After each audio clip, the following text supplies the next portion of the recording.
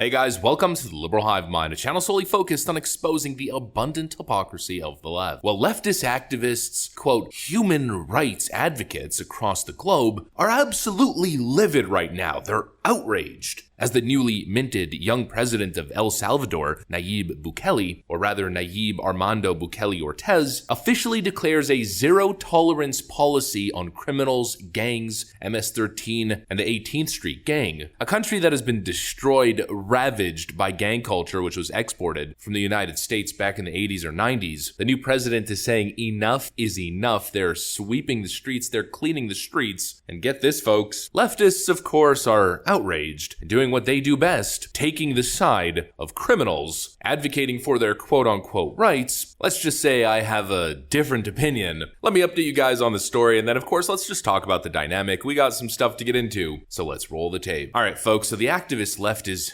outraged. This is the viral piece that's causing controversy worldwide. It looks like a sea of skin and tattoos.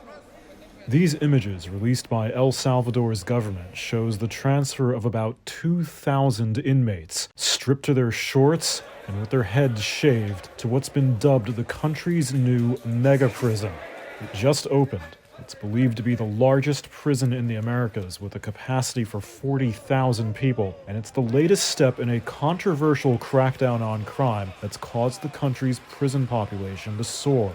And I'm watching this video wondering, what exactly is controversial? What am I supposed to be outraged over this time, leftoids? Oh, but my human rights. My human beings shouldn't be treated in this way. They're being treated like animals in a facility. Well, yeah. Now, I'm not a cold-hearted person. I experience a good amount of emotion. I'm kind of an emotional being. I'll be completely honest with you guys. Here's a moment of vulnerability. I tear watching chick flicks. I know the liberal view is that conservatives are cold-hearted and callous, but I personally really care. I really care about my loved ones, and I care about other people. However, I find it very hard to find compassion in my heart and care for criminals, especially violent criminals who victimize and frankly terrorize communities. When I watch this video, my heart doesn't ache for hardened gang members tattooed on every inch of their body. What immediately comes to mind is, how is this not the model worldwide? I feel like the world, and especially the United States, could use a whole lot more facilities exactly like this one. When I watched that video, if I was to condense what I was feeling into one specific word, that word would be based. The president of El Salvador, as my UK friends would probably say, is a mad lad. He is not holding back any punches, and his government has adopted a new zero-tolerance policy when it comes to gangs in El Salvador, mainly MS-13 or Mara Salvatrucha and the 18th Street Gang, even to the extent that they have outright banned any gang symbols. They have deemed them unlawful, even to the extent that they're now bashing up tombstones of deceased gang members who are buried with gang terminology and symbols on their gravestones. Human rights activists across the world are condemning him as a dictator. His response: Hace poco,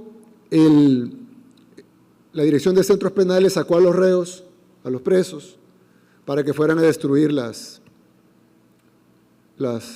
lápidas, las tumbas de los pandilleros. La gente lo aplaudió, aquí y afuera. No solo en El Salvador, afuera de El Salvador, las poblaciones de otros países, otros pueblos, aplaudieron lo que estaba haciéndose acá, y obviamente el pueblo salvadoreño. Pero inmediatamente saltaron algunas organizaciones internacionales y de derechos humanos que por qué estábamos violando los derechos de los pandilleros muertos y de los familiares que van a esa tumba a enflorar a su ser querido, pues al pandillero que murió y que está enterrado ahí. Bueno, en primer lugar, nosotros no estamos prohibiendo que los pandilleros tengan tumba. Lo que estamos prohibiendo es que la tumba diga Mara Salvatrucha o que diga Pandilla Barrio 18. Simple y sencillamente porque en El Salvador, a partir de la aprobación de la ley de proscripción de pandillas, están prohibidos esos símbolos. No se puede tener símbolo de pandilla en ningún lado, ni en el graffiti, ni en la casa, ni en el cuerpo, ni en la tumba. Veamos el caso de Alemania, por ejemplo. Ojo, no estoy criticando a Alemania, me parece excelente lo que hicieron. Pero, como yo dije una vez, si queremos ser como los países desarrollados, que va a tardar mucho, pero si queremos ser como ellos, tenemos que hacer lo que ellos han hecho y lo que ellos hacen.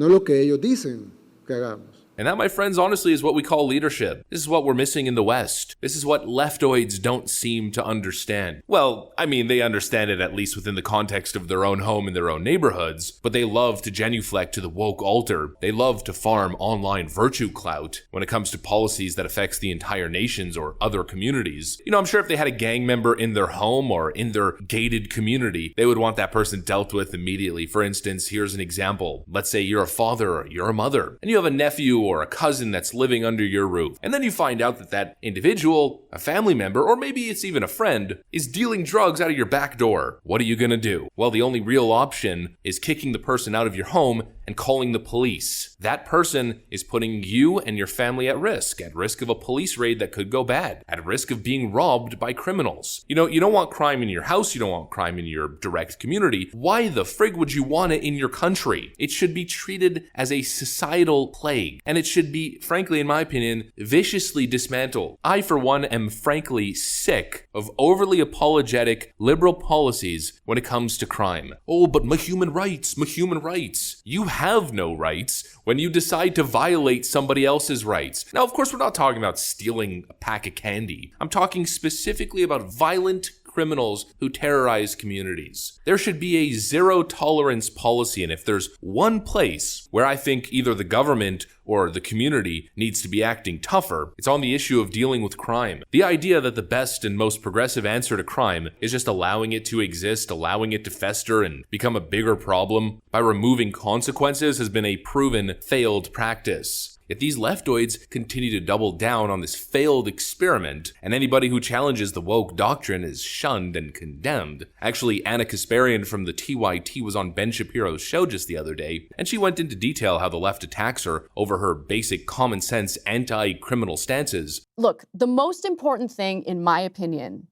is to take care of Americans, make sure they're thriving, protect workers, protect consumers.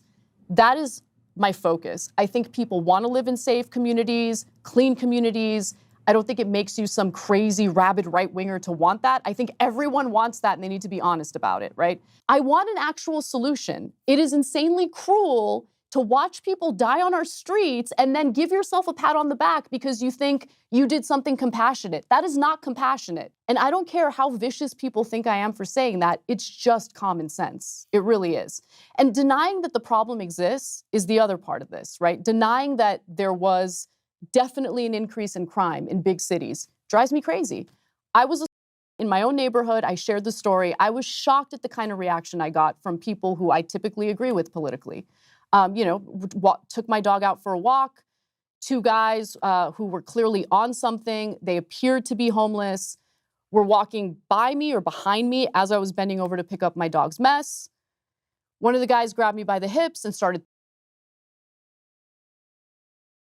That's not the standard. Something like that for a woman who does not have the ability to defend herself in that moment. I had no weapon, no nothing.